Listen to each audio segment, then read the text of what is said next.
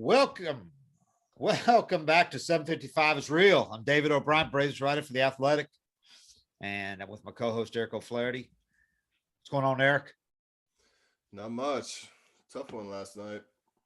Tough one. Tough wake-up call. Tough flight.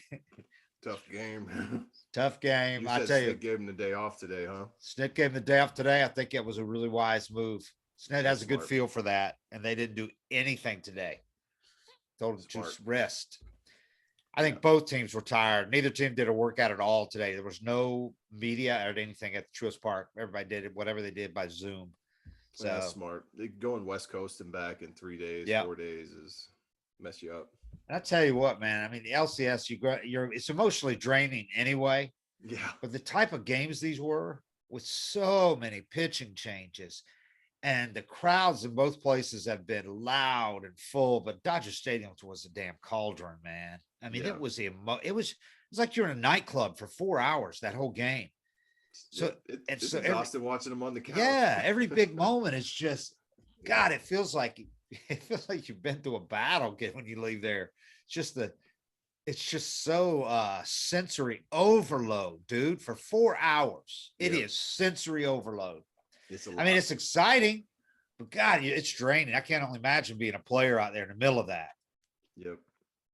So, I don't think you're going to get much by taking a little live BP today in the 120th game the 180th game of the season or whatever it is. It's kind of like if you haven't found it by now, Yeah.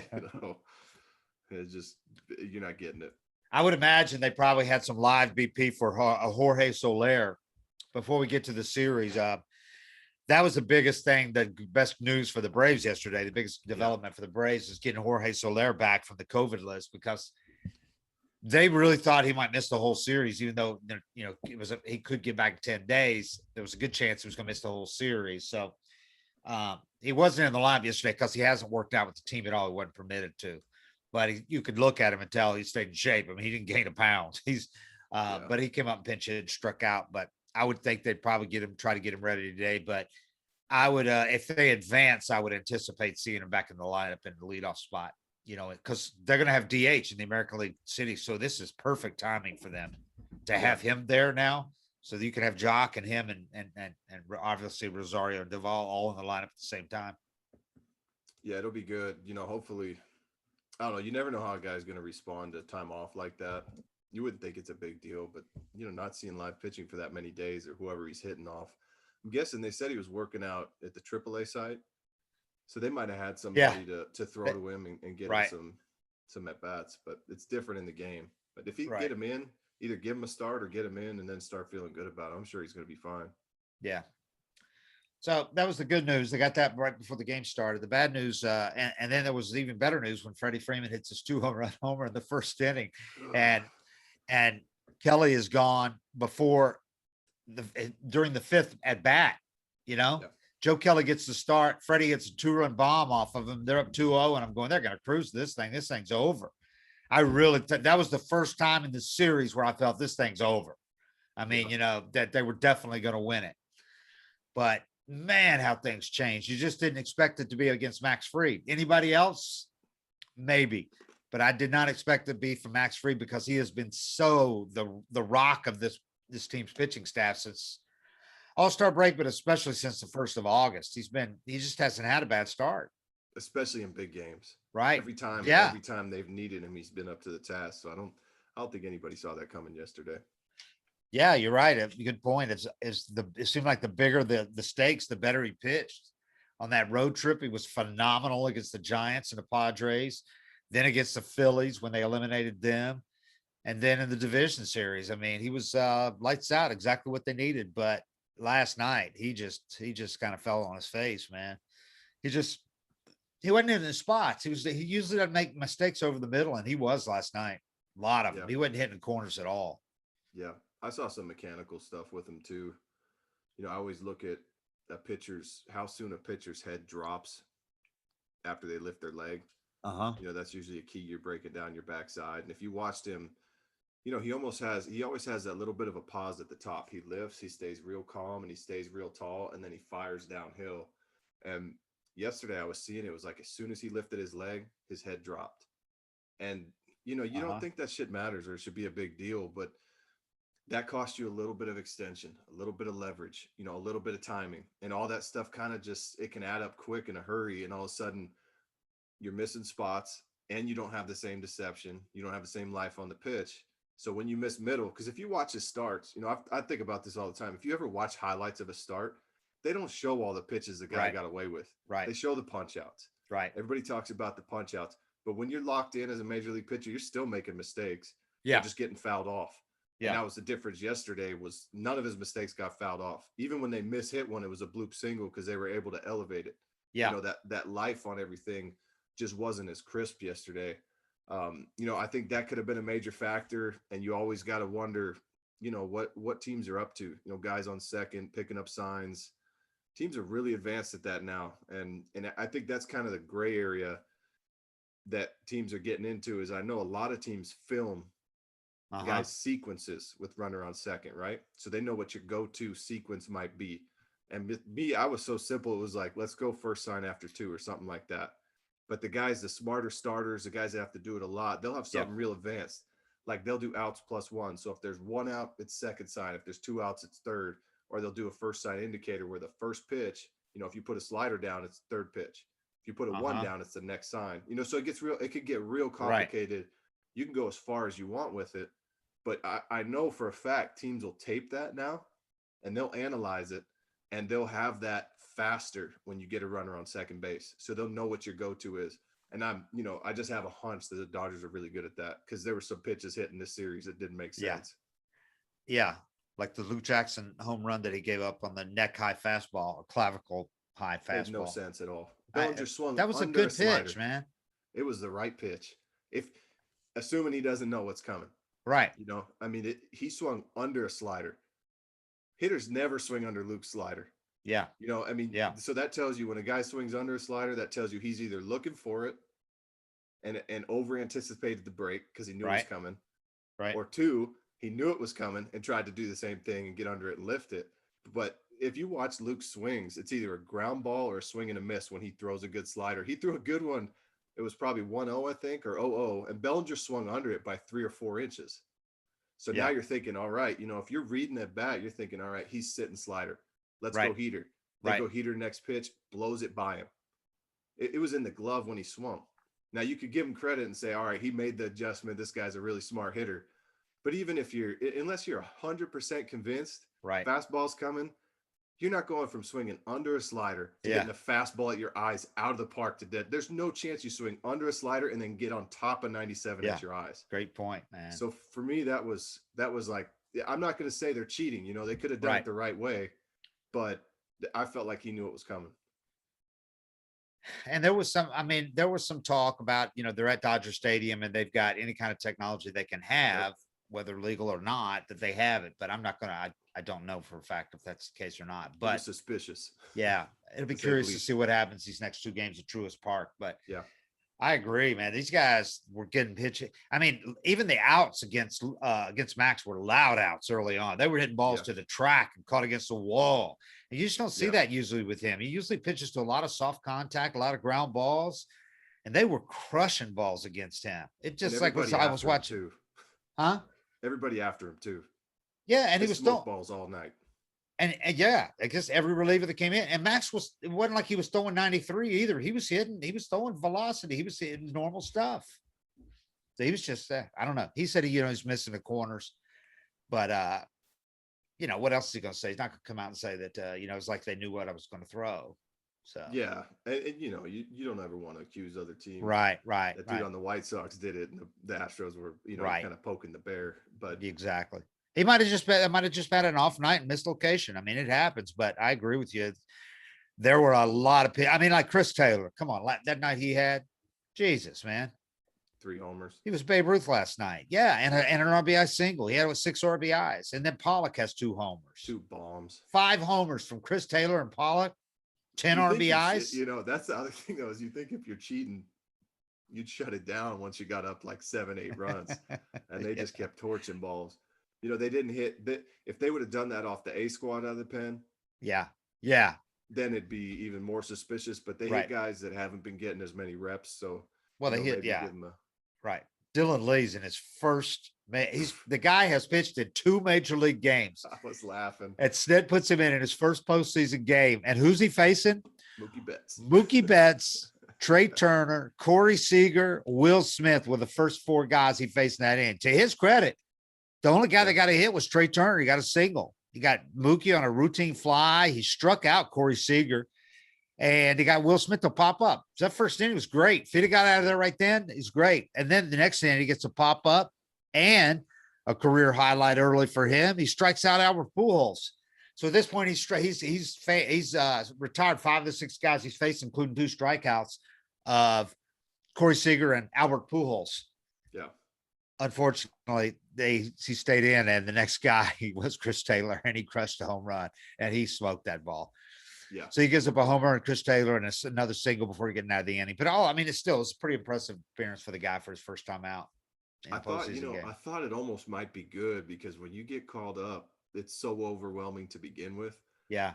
That it's kind of like, I don't know if you could really up the ante anymore, to try to control those. Yeah. So it might be better to jump into a playoff game right off the bat because you're already so intimidated and overwhelmed by the big leagues in the first place. I don't know if he could tell too much of a difference, but he looked all right. I mean, it's just Dodgers are a tough team. 2 major league appearances at the end in the last weekend of the season. That was it. Yeah. So, and then, he had such high hopes for Chris Martin because he'd had a couple of appearances where he looked kind of like old Chris Martin. Mm-hmm. But man, last night he came in. He was the first guy in to replace Freed because Snit was not going with Matzik last night. He was going to rest him finally. He pitched in every game till last night, 8 games. Luke had pitched in 7 of 8. Yeah. Luke had pitched in 7 of 8. He was going to rest him. And I think he was going to rest Will Smith too. So the good thing is, you lost, you got blown out, but you got an off day today. Those guys are going to be fully rested and ready to go for both games this weekend. 2 days off. 2 days off. Yeah. So, Chris Martin came in and first batter he faces is Chris Taylor and he just unloaded on it. 0-2 sinker. He threw 2 perfect sinkers down and in that were pretty much unhittable, but then he either missed or I don't know where he was set up. I didn't go back and look. But somebody said he was set up out. Well, why would he do that? I don't know. I didn't see it. But the next sinker was up and away, and he destroyed it. Yeah. I hate that dude. I never feel good when Chris Taylor's in the box. He's got some juice, doesn't he? He just comes up with some big knocks. So it was all Pollock and Taylor, 2-man wrecking crew against them last night, 10 RBIs. The Braves get their doors blown off. But you know what? If someone had told you that they were going to have a 3-2 margin after 5 games and be coming home to Truist Park, you would have said, hell yeah, I'll take that. Oh, before the series started? Yeah, before the series. You would have absolutely been ecstatic over that. You're going to lead the Dodgers 3-2 when you come back to Truist Park for 2 games. You got to win 1 at home. You got to win 1 at home, and you got Charlie Morton waiting in Game 7 if you need him to start Game 7. Yep. The best winner take all pitcher there has been in postseason history. Yeah. Has Ian Anderson been himself lately? No, he's been a little shaky in some starts. So, but I don't think he'll hesitate to bring in those guys. That was the great thing. Like we just said, those guys are rested. He won't hesitate to go with Mentor for an inning or 2 if he needs him, Matzik for 4 outs if he needs him. Luke comes in. I mean, you can stretch them all and still feel good about having them tomorrow. If you throw them Game 6, right, and they've pitched every game so far, and they don't get that day off yesterday, and then you want to stretch them again. Every guy's going to take the ball, but how do you feel about how effective he's going to be if he goes 2 today? Yeah, or tomorrow you wind up losing. Yeah, and then the next day, it's really good setting up the pen that if you are going to lose, they lost the way they lost. Right. Just get, you almost sacrifice that game once you got the 5-2, 6-2. But Snit said wasn't going to use them, period. But, they lose that game. Doesn't matter if they lost by a run or 9 runs. And then you come back tomorrow with a fully rested pen. And, he's not going to save those guys for Game 7. He's going to go all out tomorrow and try to win that thing and have Charlie ready to start Game 1 in the World Series. Yep. So, and if they all go long tomorrow, that they could still come back and throw an inning the next day. You feel a lot better with a day off and the other day behind it. And there were some great things for the Braves, even though they lost yesterday. There were a lot coming out of that 3 games in LA. first of all, Freddie Freeman is back to being Freddie Freeman. Everybody that was worried about him. He had 3 hits in game 4. He has a home run to start game 5. Looks like himself. He had 2 opposite field hits. I mean, and then he just crushed that home run. So that was big. Obviously, Riley keeps doing his thing. You know what? You know who's not doing anything at the plate is Darno. He has just done nothing at the plate. I think he's hurt. Yeah. You see him grabbing his hand yesterday. It seems like it. And they're running on him too. I mean, that's not on him, obviously. That's he's not getting much chance to throw either on most cases, but he hasn't done much. Duvall came alive and had some good games, so that's good. They got most of the guys going now in the lineup, and Rosario's on fire. Rosario's just ridiculous. I mean, Rosario's having one of those. You don't want to say it's a secondary or a bench player, Mark Lemke having a bit, because he's not that. He's a better player than that. But man, he's having just a star-making turn. Everybody's all over writing stories about him now and everything. And you know, the funny thing is, everybody, when they made those trades for 4 outfielders, he was the kind of the afterthought, and people were like, "Why are they getting Rosario? They got these other 3 guys, and Rosario's hurt." Yeah. And he spent 5 weeks on the DL, the Braves IL, with the oblique thing after coming from Cleveland, already on the IL. But he has been tremendous, tremendous. Yeah. The game he hit for the cycle in San Francisco was that game Fried pitch when they stopped the 4-game skid. They haven't lost consecutive games since then, and they've been on a hell of a run since then. They've only lost like 4 games since then. They've won like 17. And he's, you know, he almost hit for the cycle again a couple of days ago. Had to settle for a second home run, a 3-run homer in a 9th. Hit it too far. I mean, that game was ridiculous, man. 4 hits, 2 homers, 4 ribbies. That was it's a gene, man. It's a gene. I swear it is, because some guys just have it. We always used to know when we played on ESPN, you know, because the couple years I played with Escobar, we weren't really in it, but we knew when we played on ESPN, Esky was going to do something special that night. You know, that was like the brightest lights you're getting in the regular season. You'd play the Yankees or somebody on ESPN, and Escobar would make 3 web gems. You know, there's some guys that they get in the spotlight and they don't clam up. They want to do more, and they feed off it. And it seems like Rosario's been doing that this whole series. He wants to be the guy. And he wants to be up there with runners on base in crunch time too. I mean, he's a guy that really does want to shine, and he does not show any signs of feeling pressure whatsoever. But yeah, that game was game 4. I mean, he goes home run on an 0-2 pit fastball in the first inning to lead off the second inning, not first, to lead off the second inning. That's what really started them on his home run. Duvall follows, first back-to-back home runs for the Braves in a long time in a postseason. Then he triples in the 3rd inning on a 1-2 curveball. And these are both against Urias, who just did not have them. It's so funny. Dave Roberts has been pulling guys at the first sign of trouble, but he leads Urias in for 5 innings, and he was hurting from the 2nd inning. He pitched 2 nights before that. Or 3 nights before that. Dave Roberts has made some decisions with pitching staffs. It's like, Jesus, man. Use 9 pitchers in that one game. Guys coming out at guys getting 1 out.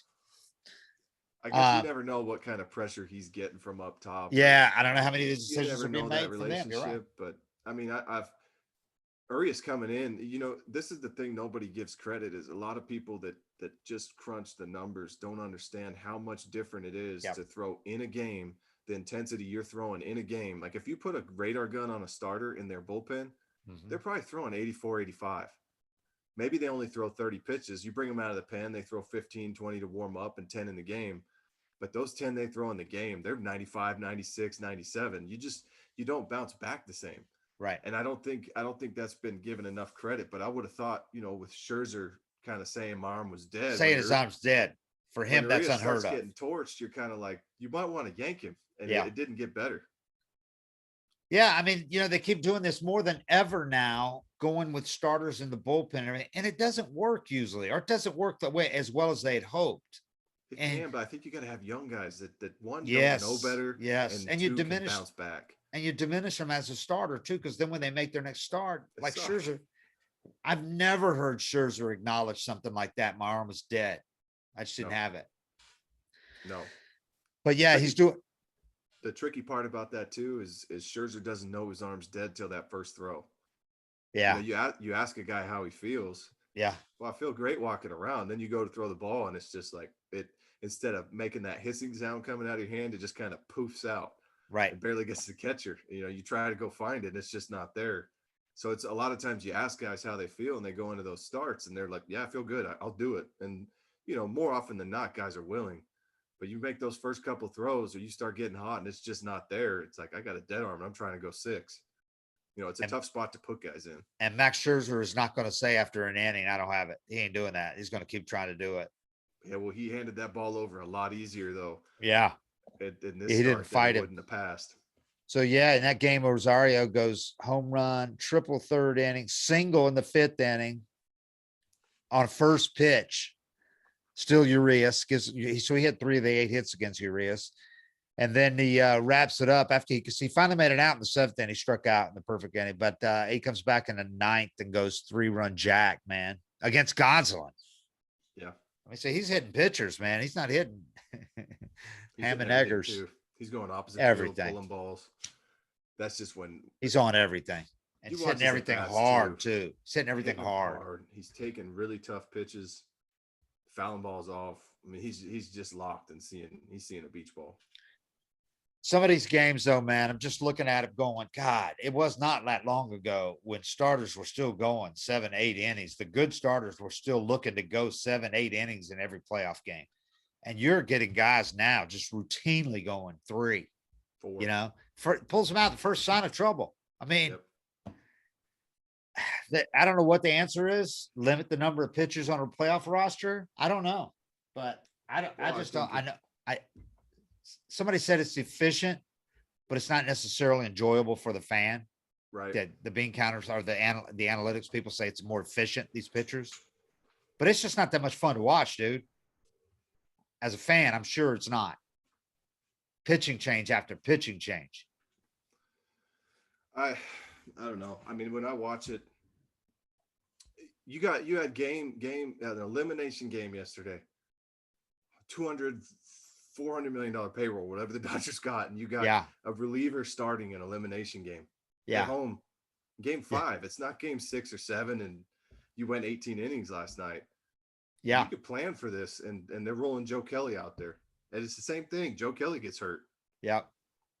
And he's done for this year, for the rest of the postseason. They had in that game, they had a bullpen game in game 1. That's something else you would never have seen. Bullpen game in game 1 of the NLCS. A team with the largest payroll in the sport. Never heard of that. The largest payroll. This isn't the Tampa Bay Rays who routinely did that. This is a team that's built on their starting pitching. So they used in that game 9 pitchers, 8 relievers. Bueller went 3 2/3 innings. The next 8 guys go 1/3, 1/3, 2/3, 2/3, 1/3, 1 2/3. That was Evan Phillips. 1/3 and 1. Kenley Jansen, who was just filthy. He was nasty, but still, you're talking about a 4-hour game too. Oh, They've been. I'll say it though. Even though these games have been long, they've been. Great games. Pretty watchable because they're intense. But yeah, it's just not something.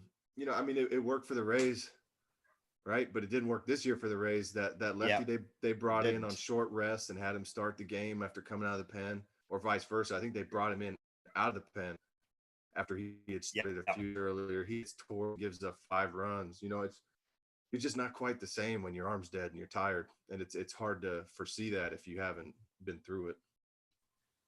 So, I don't know.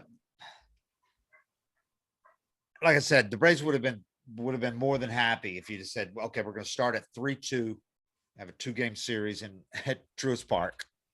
You're up 3-2. He would have taken that. I was looking it up today, and because I was curious, because it felt like the home team has won almost all of these games, and sure enough, they have. 7 of the 9 games in this Braves postseason won by the home team. And they had great crowds in all 3 places: Milwaukee, Truist Park, and Dodger Stadium, which is the loudest place Jesus, it's loud. The loudest undomed stadium in the world, man. Because in large part, they have what's the biggest too, 50,000, biggest in the National League. I think Chicago might be bigger, White Sox. But it holds 53,000 or whatever. They have, as we talked about, concert level speakers that are unbelievable. And they've rented, they upgraded them since the days when you were there, when there was just like a stack Yeah, I of looked that Marshall up. speakers. Dude, Dude, it's like Lucasfilms must have come in there and put that sound in, because it is like sense around, louder than any other ballpark, but still crystal clear. And the bass feels like a nightclub in there. If you were an older person and you didn't like loud music, whatever, you couldn't go to a Dodger game. No, Because they are strictly trying to appeal to a younger audience, and it works because it feels like a damn club in there. well, and that gets people up too. It does. The people are jacked. You know, we used to always joke, you know, with the biggest moment of the game, we'd be playing that Chattahoochee song. You know what I mean? Everybody's doing that shit. Exactly. Like we were in San Francisco, we're in LA, and they're playing some kind of techno beat. People are drunk, losing their minds, and we're doing the Chattahoochee song. Yeah. Like, man, we got to clean it up, Scott. They're playing techno, but they're playing hardcore, great hip hop. I mean, they're playing DMX. They're playing Rough Riders. They're playing, I mean, they're playing some good stuff in the late innings, and it is loud, and the bass is going. Yeah, I mean, if you're on a roll, and you got 50,000 people singing along or just grooving, there's a great atmosphere. It is. Cap tip to the Braves for getting a win out of there and coming out of there with a win, because that place is hard to play in this atmosphere. It's a little different probably in June, you know, with 25, 30,000 there maybe. But I think that game 3, I think that's what hurt the Dodgers, that 2:00 start. Yeah. I think that was the first game, because they didn't call it, but that first game, if you looked at it, those stands weren't that packed. I know it takes so hard to get there. It takes so long to get in there, but by the middle innings, it was full. Yeah. I was shocked that it was for a 2:00 game, but you're right. At the start of the game, there were big swaths in the upper corners that were empty because people are still pouring in. People are still pouring in the 4th inning. Yeah. But yeah, it's quite an atmosphere. I think the Braves are going to have a great atmosphere. They had great atmosphere so far in the playoff series, but it's just a little different, like you just said. You know, it's different. It's different, but it's loud, especially when they do the pitching changes with the chop and all that. But LA, it's constant music, loud from an hour before the game. They've got the whole thing down, and it's like, I think the Braves are looking to do it. And I know they're trying to appeal maybe to a different audience, but it's electric. I know the players love it. Playoffs, look, if you're doing it for 81 home games a year, just blasting it full blast, you might have some people be like, I'm not trying to show up for that. But playoffs, you got to let it eat. And they've already got the tickets too. So playoffs, you're not trying to sell season tickets, you know, let people rock it. Yeah. I don't think anybody's going to complain in a playoff game because the crowd's going to be loud too. Like if you're not ready for some volume, you know. And I know some people are turned off by Dodger Stadium, you know, regular season and all that. And they probably have lost a certain audience, but they've more than made up for it with all the people that want to go, because it's a place to be. It's so electric. It's a party. Yeah. The only stadium I've ever heard louder than so when Uribe hit that home run off of Carpenter in 13, that's the loudest I'd ever heard a stadium, except for a Seahawks playoff game, because their stadium, they screamed. Way it's built. The way it's built, something about the acoustics. I mean, they designed it to be loud, but it's really straight up on the sides, and it keeps the sound in. It all just pours Arrowhead down, Stadium's like that, even though they built it 40 years ago. Arrowhead Stadium is really loud. And those are more fans too. You know, those are like 60, 70,000. Oh yeah. You know, stadiums, but like college stadiums, you know, with 100,000 people, they get loud as hell. But it's 100,000 people. Yeah, double almost. Right. And then, you know, if the Braves have been offered, you sign right here and you come back and you get a win in LA and you come back, you're up 3-2 and you can just skip the trip. Yeah. They might have thought about it. Because that was what we said, is they got to go there and they got to get at least one win. Yeah. And they did it. They did it. I tell you, one place they might be louder when they will find out if they get there is Houston in a playoff game, when they let them keep the dome closed, because they're keeping the roof closed now.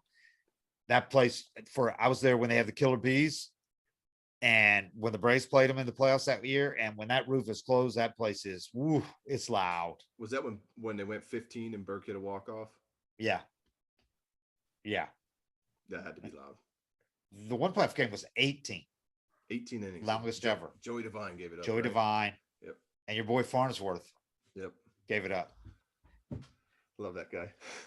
He scares the shit out of me.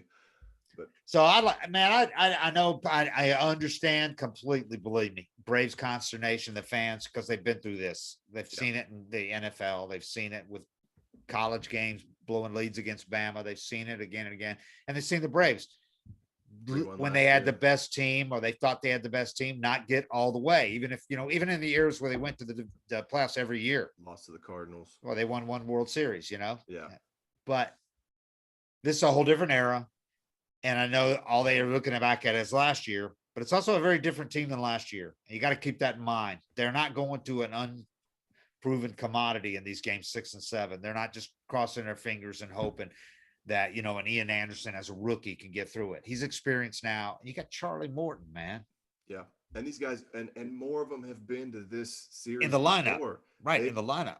There's a difference going 5 games versus 7, focusing for 5 versus 7, understanding how you got to close it out. Just like when you see a reliever get promoted to closer and nobody wants to buy that ninth inning's different. Yeah. When you get to those next levels, you get to a 7-game series to go to the World Series and you're trying to close out the team that won it last year. It's just a different level, but now they've been there. They've been through it. They've done it. And, Ian's been there now. And all the position players have been there, and they got guys like Jocks that've been farther. So, oh my God, yeah. And we haven't even mentioned Jock Peterson, what he's done so far in the postseason, and what he brings to the team as far as keeping them cool in these situations. I mean, in the clubhouse before Game 6, you don't think he'll be able to? If there's any kind of people that are nervous, I don't think there will be. But he'll know what the to guy's say. like, "What are you doing, man? We're gonna win this thing."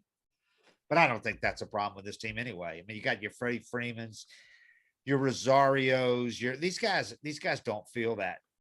No, Dansby's been through it all. Yep. Duvall's been through it. I don't think that they're going to get all nervous and worry now that they're down to the last weekend at home and must win, basically. I just don't think that this is a team that's made up of guys like that. They've got guys that have been through playoffs. So many guys. Whereas last year they had so few guys that have been deep in the playoffs. And that's why I haven't been here before helps. And, like if Freddie was the type of guy that felt that pressure, he would not have gotten 3 knocks in Game 3 after going 0 for 8 with 7 punches. Right. That struggle and that experience could have ate him up. But what's he do? Goes to LA and rakes. Puts it behind him. And I think that just as a whole, that's kind of the mindset of the team, and it kind of flows down from Freddie and a lot of the other veterans. And pitching in the playoffs last year, deep in the playoffs last year for Matzik and Luke Jackson, all these guys, Mentor got that start and went 3 great innings against the Dodgers in the LCS. All these guys have been through it. So, and then they just pitched in LA. Most of them pitched ridden hard. Most of them pitched twice in LA in that cauldron. So now they're going to be at home. Yeah. The fans are going to be cheering for them. Yeah. So I would be worried if it was reversed. If they were 3-2 and they were going to LA for 6 and 7, yes, I'd be worried. Be very worried. Yeah. Because the Braves now have lost. They broke that streak of 10 straight losses at Dodger Stadium. Yeah. But they still lost 11 of the last 12 there. I mean, yeah. But that's what I'm saying. Take one out of, go 1 and 2, flying across, going the West Coast, adjusting. The Dodgers, they got to adjust to the East Coast, but when you go West, now your sleep schedule's messed up. And would also be worried, if you'd have gone there and lost all 3 of those games and come back with the Dodgers up 3-2, also would be worried. I'll take any situation. You can play any stadium you want, anywhere in the world against any team. Being up 3-2, is way better than being down a game and having to win 2 in a row against a team that's come this far. And coming home, with a decided advantage at home. I know during the season, the Braves were actually a better road team, but a lot of that was opponents. They didn't get hot till August. Then you looked at the schedule, who they had at home, and Truist Park is not the same atmosphere during the regular season as it is in the postseason. I mean, it's like in the postseason with 40,000 in there every game, batteries packed, the lights turned down, and they're doing the chop with the it's loud, man. It's a different atmosphere. So. Gonna be fun. Weird too, hearing the national media talk about the Braves, how they weren't. It's like this miracle story when they mention it. How these guys get here. But for me, we watched all year long, and we never thought they were out of it or not going to do something. We said all year long, like, this is a really damn good team. They're just not catching breaks. Things aren't going their way.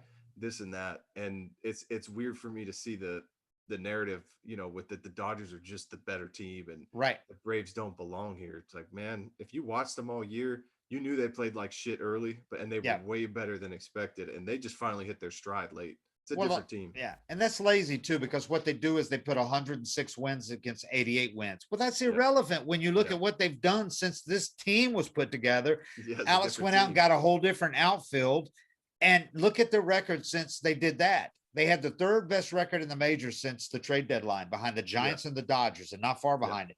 And since that game I was talking about with the Giants out there, they had a better record than the Dodgers. Like the last 20 some games, they had a better, including postseason, better record than the Dodgers.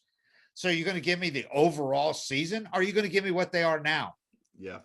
You Yeah, know, it's lazy. I've and, seen a lot of laziness, where I don't feel like people really researched and looked at the team and right. the changes they made. You're going to look at Charlie Morton's 3 point whatever ERA. Are you going to look at what Charlie Morton has done in the second half? You're going to look at Max Fried's 3-something ERA, or the fact that he had the best ERA in the majors after the All-Star break, 1.74, and that since August, the start of August, he was like 1.4 something. Last night was his first bad start. So in a while. Yeah, it's lazy. I mean, these are two evenly matched teams for all intents and purposes, especially with Muncy out. That changed everything for the Dodgers, and without Kershaw, and now Turner's out.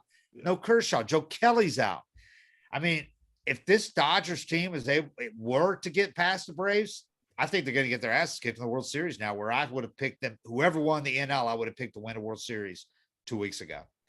But now I think like the Astros would kick the Dodgers' ass now with all the injuries the Dodgers have had stacking up and how much they've ridden their pitchers. Yeah. Yeah. I'd love for the Astros to get knocked out.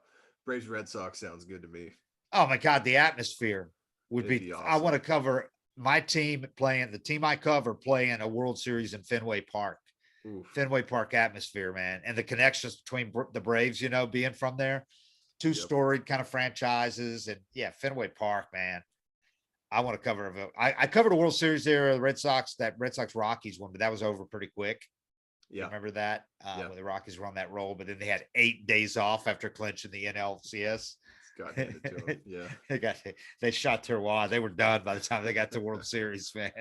But I think it's probably going to be Astros. They're probably going to finish it off tonight. We'll see. Either way. I do still think the Braves are going to do it. I feel pretty good about the Braves' chances of doing it because of who they've got lined up. They're not going bullpen game in Game 6. God, I mean, they got a rested Penn. They got a fully rested Penn now. I mean, it's probably better they did get that Snit wasn't tempted in a 1-run game to bring in a couple of those guys last night. It's really good. Matzik wasn't showing any signs of fatigue, but you had to wonder. It's got to hit him at some point. He pitched in 8 straight games, man. Yeah. High stress innings, and not like getting one out either. What a horse, though. I mean, he doesn't even show signs of slowing down. That feels so good for Snit just to have that button to push and know he's coming in. And, if Matzik winds up having a rough one or giving up a run, he doesn't get torched, walks a guy and gives up a bloop single, and then somebody comes in and cashes it in or something. But every time he's adding an inning to himself, he could be bases loaded, no outs. I'm not yanking him because he just locks in and makes better and better pitches the more stress he gets put under. Yeah.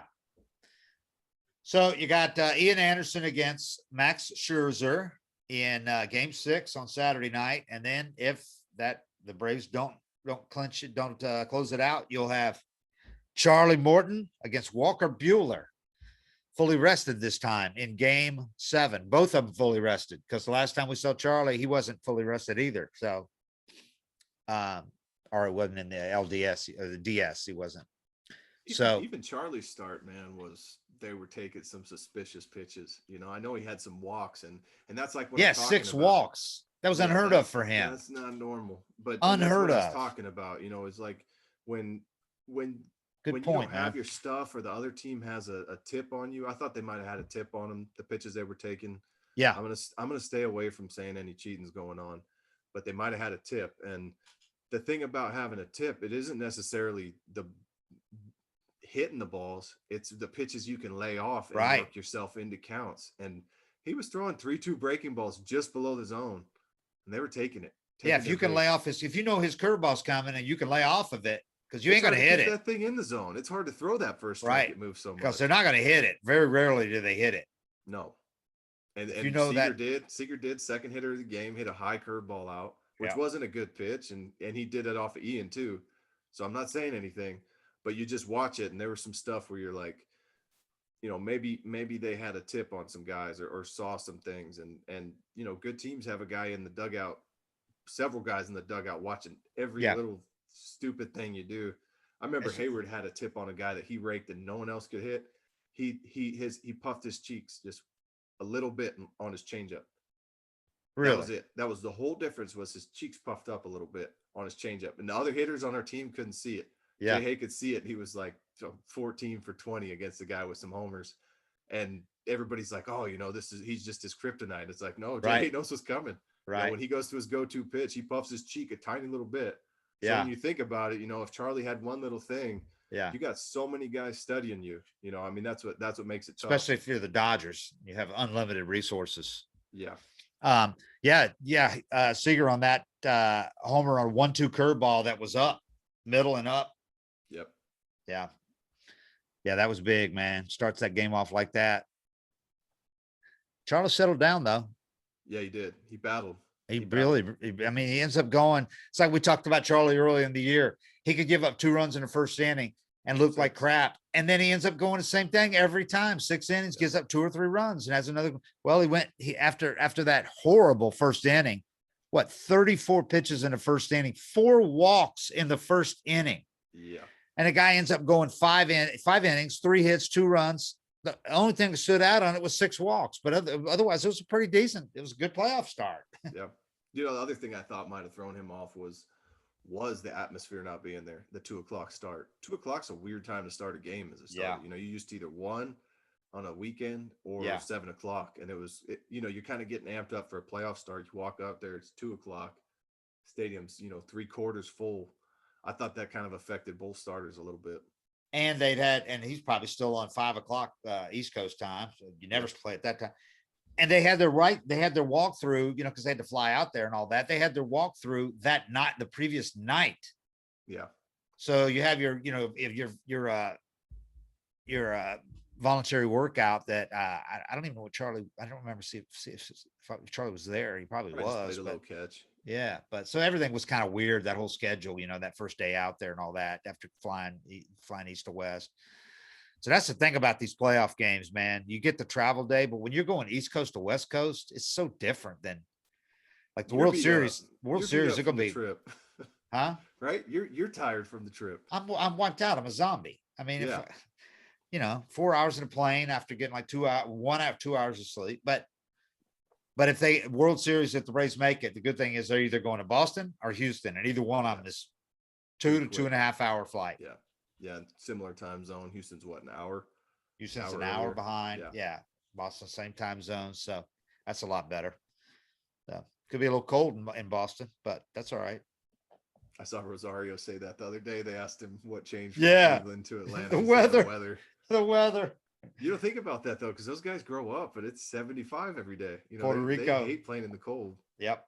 I've known some Latin players that did not want to go to teams cold weather cities and did not play well in cold weather games. And they said it's cold weather. I can't play. I can't hit.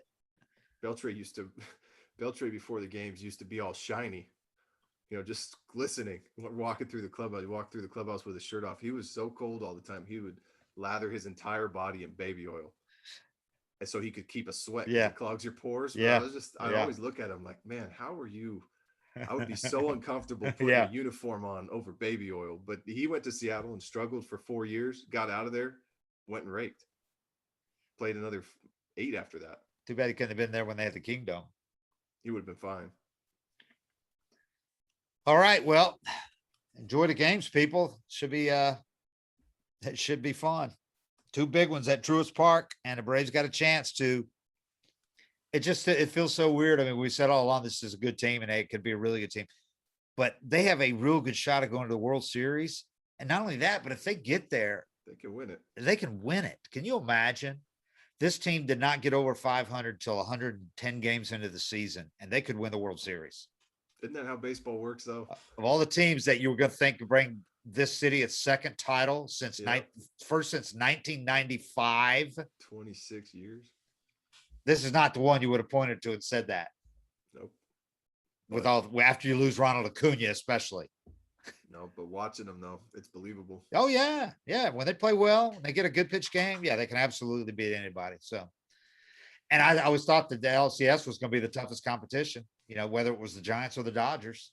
Yeah. So, It'll see. feel good to put the Dodgers away and put that narrative to rest. too. Oh yeah, that would be huge. Regardless of what happens in the World Series, they could put that to rest and move on from there. But that would be if they win this series, they will have won 5 out of 6 playoff series in 2 years after not winning one since 2001. Yeah. So Yep. they would put that to rest too, that they can't win in a postseason, which they've already should have. But if they win this one, they can't, regardless of what happens in the World Series. But if you watch the Dodgers, that's kind of the track they were on. You know, they built that Yeah. really good squad. They went, got a little deeper, Yeah. made it to the World Series, lost it. Keep going back, they win it. You know, this is the type of team when you look around, they can keep doing it. But Yeah. you never know when that window's going to close. So if you got a chance to get there, you want to do it. Yeah. Yeah. It's not closing for the Braves, but you got a special group right now with chemistry that you might never have again. You just don't know. They got a great chemistry and they got momentum going. So, all right. Well, we'll talk to you guys probably next week, like Monday. We'll see if we're talking about a trip to the World Series. Some good news. Yeah. 7:55 is real. We're out. Thanks, everybody.